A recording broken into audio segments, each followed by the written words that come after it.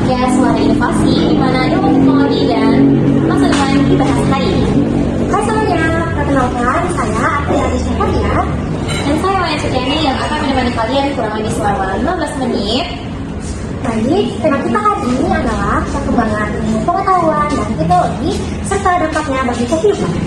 Bukan cuma ngomongin gadget, tapi kita juga bakal mengalami sejarah, inovasi, dan dampaknya bagi masyarakat.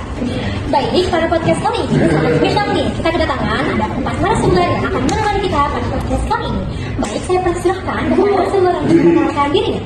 Halo semua, perkenalkan dengan saya Fitri Ramdan-Putri, akrab dipanggil Fitri. Hai Fitri. Dan baik, saya Nadia Karnisa Pranoto, akrab disapa Nadia. Hai Nadia. Dan saya Melsa Yolanda, akrab disapa Melsa. Hai Melsa. Dan saya Aziza Kusaima, akrab disapa Aziza. Hai Aziza. Oke, nggak usah nunggu lama-lama. Saja kita masuk pembahasan yang pertama, yaitu tentang sejarah tentang ilmu teknologi yang bakal dibahas oleh Kak Nadia.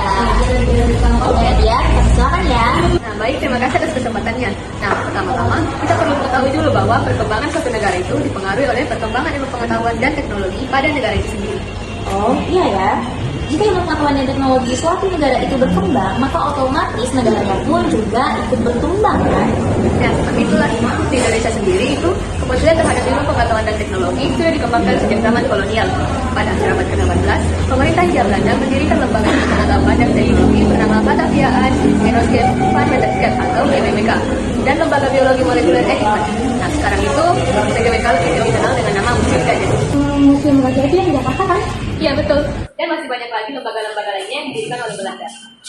Nah, selain itu, pemerintah kita juga mendirikan banyak lembaga-lembaga pemerintahan lainnya. Contohnya, Badan Pendapatan Nasional atau BAPAN, Lembaga Penerbangan dan Antariksa Nasional atau LAPAN, Badan Koordinasi dan Pemetaan Nasional atau BAPAN, Badan Penerapan dan Pengkajian Teknologi atau BPPT, dan Badan Standarisasi Nasional.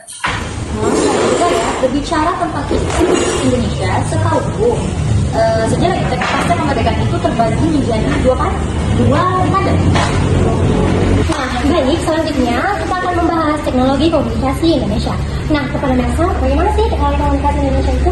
Nah, pada tahun 1976, tepatnya pada tanggal 16 Agustus, merupakan awal revolusi teknologi komunikasi di Indonesia ketika pemerintah Orde Baru mengembangkan sistem teknologi komunikasi berbasis satelit untuk menghubungkan komunikasi di wilayah Indonesia yang sangat luas ini. Tapi kalian tahu tidak, ternyata Indonesia merupakan salah satu yang mengembangkan satelit secara mandiri untuk komunikasi lokal, nasional, dan internasional. Sistem komunikasi satelit yang dikembangkan Indonesia itu dikenal dengan sebutan SKSD Palapa. Wah, keren sekali penjelasannya dari Melsa. Iya keren, tapi apa itu SKSD? Kenal atau sudah? Bukanlah Wayan, SKSD itu Sistem Komunikasi Satelit Domestik. Oh gitu ya, kenal itu dekat. Kalau gitu, lanjut Melsa. Selain komunikasi, pemerintah Indonesia juga mengembangkan sarana dan prasarana transportasi darat. Terus bagaimana lagi tuh contohnya kalau transportasi darat, Melsa? Salah satu contohnya itu pembangunan jalan tol, seperti jalan tol yang ada di Jagorawi yang mempermudah transportasi Jakarta ke Bogor dan Ciawi. Pembangunan jalan tol telah dikembangkan oleh pemerintah sehingga tol yang di Indonesia itu mencapai 553.418 km pada tahun 1997, baik dikelola oleh jasa marga maupun oleh swasta. Berarti kayak jalan tol update-an ya? Kalau itu tol baru dibangun di tahun 2018. Oke. Sudah dikali pembahasan tentang teknologi komunikasi? Iya. Oke, supaya saya tidak perlu disama dulu kenapa bedanya bagaimana? Minum lagi guys. Minum. Iya. Oke, selanjutnya kita akan bahas bidang pertanian. Fitri kan yang mau bahas? Iya. Oke, bagaimana sih Fitri pengetahuan dan teknologi pada bidang pertanian? Nah, jadi di bidang pertanian itu ada namanya revolusi hijau. Apa sih revolusi hijau itu? Jadi revolusi hijau itu merupakan upaya pemerintah dalam meningkatkan hasil pertanian melalui kebijakan modernisasi pertanian. Kebijakan ini secara nasional baru dilakukan pada masa Orde Baru. Tapi kalau kita lihat apa yang dilakukan pada Orde Baru, ide modernisasi pertanian pertama kali dilakukan oleh mahasiswa Fakultas Pertanian Universitas Indonesia pada tahun 1960 dalam kegiatan demonstrasi massal. Kegiatan tersebut menerapkan penggunaan varietas unggul, pupuk kimia, dan pestisida perbaikan tata cara bertanam dan penyediaan sarana irigasi yang baik. Hebatnya itu mahasiswa. Terus bagaimana itu responnya pemerintah ya?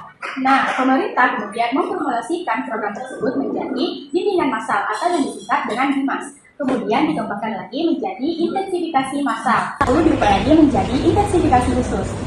Wow, banyak juga deh pembahasannya Fitri. Tapi tujuannya itu tetap untuk perkembangan pertanian Indonesia. Iya betul. Oh, bagaimana nih kalau itu hasil dari revolusi hijau? Nah, jadi program pengembangan pertanian melalui revolusi hijau berdampak pada peningkatan mutu pertanian, terutama kali membawa Indonesia menjadi negara swasembada beras pada tahun 1987. Untuk mempertahankan itu, pemerintah menjalankan beberapa langkah seperti membangun pabrik pupuk, menyempurnakan sistem pengembangan usaha tani, dan memberikan subsidi dan insentif modal kepada para petani dan masih banyak lagi. Oh, pantas saja kita orang Indonesia tiap hari pasti makan nasi. Karena ternyata Indonesia menjadi negara swasembada. Ya, dan terima kalian.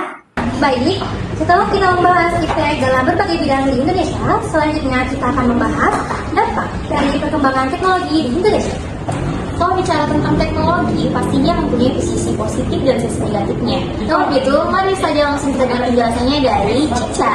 Baik, terima kasih Bayan. Dampak positif terhadap masyarakat pengguna aktif teknologi, misalnya teknologi komunikasi seperti komunikasi media sosial dan situs-situs, mereka dapat dengan mudah mendapatkan informasi dan menyampaikan informasi lebih mudah. Jadi perkembangan teknologi di Indonesia, perkembangan teknologi terasa lebih mudah. Jika kita melihat dari sisi negatifnya, perkembangan teknologi justru membuat orang menjadi malas berinteraksi secara langsung. Orang lebih memilih berinteraksi melalui handphonenya daripada berinteraksi langsung terhadap orang sekitarnya. Contoh, anak lebih suka membalas chat temannya melalui handphone daripada berinteraksi dengan saudaranya pada saat acara keluarga. Jadi kalau begitu, sosialisasi kita jadi kurang nih. Nah, betul. Oleh karena itu, kita sebagai masyarakat Indonesia harus benar-benar cerdas untuk memilih mana sisi positif dan sisi negatifnya agar perkembangan teknologi yang ada bisa kita sikapi dengan bijak dan selayaknya dijalankan dengan seimbang. Pada prinsipnya, setiap perkembangan dan kemajuan dalam segi apapun baik, dan setiap manusia menginginkan perubahan dalam konteks kehidupan masyarakat. Perkembangan teknologi tentu membawa perubahan yang begitu baik dan besar dalam kehidupan manusia.